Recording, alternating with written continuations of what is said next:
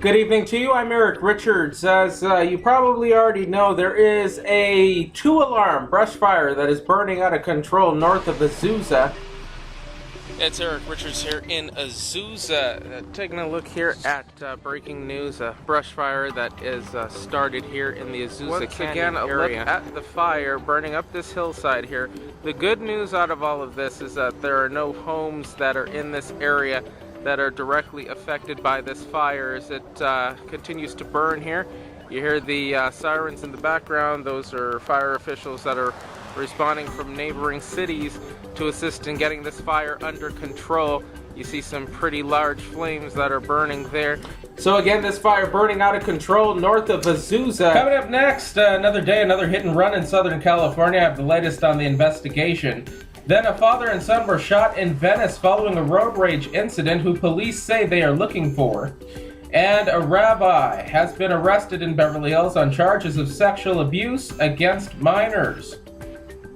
Richard's News starts now. All right, they're updating some breaking news right now on Temple Boulevard there in the city of Walnut. Evidently, it is a fatal accident. It appears that it is involved a vehicle versus a pedestrian or maybe a bicyclist. Not really getting a lot of information from the Sheriff's Department. There is some breaking news happening right now on the East Coast in New York, where 5 people were hurt in a stabbing near Riverside Park on the Upper West Side. Police say that the victims were attacked on a bike path near the Hudson River. Info just in right now. R&B singer Chris Brown and his bodyguard have been arrested in Washington. Charges are felony assault. They're coming up in about a minute or so on my news page. The latest on an investigation into a hit and run in Anaheim that left 1 person dead. Then the search is on for suspects who shot a father and son after an apparent road rage. Coming up next, USC student found dead at his apartment over the weekend has been identified. And 2 Los Angeles County Sheriff's deputies are recovering after a shootout that left a suspect dead in Inglewood. And taking a look at Superstorm Sandy 1 year later.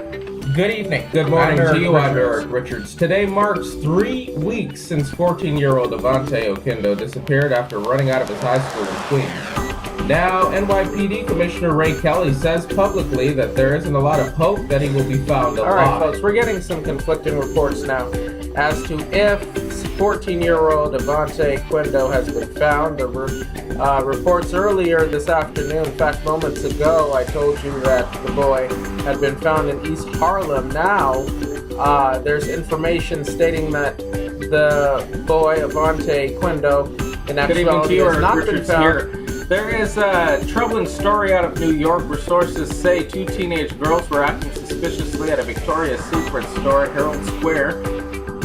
And security made contact with them, finding the body of a baby in one of their shopping bags. In Glendora, where you can see right now an active crime scene happening here in front of this car wash that's at the corner of Route 66 and Vermont. This is where 2 people believed to be transients were found dead this morning. Good afternoon to you, I'm Eric Richards. Crazy Sexy Cool, the biopic on R&B group TLC, was the highest rated movie premiere in VH1's history with 4.5 million people tuning in to watch. Good evening. Some of the stories you can find right now on my news page. A gun went off this morning at a Red Ribbon Week rally at a Chino school. The latest on the investigation there.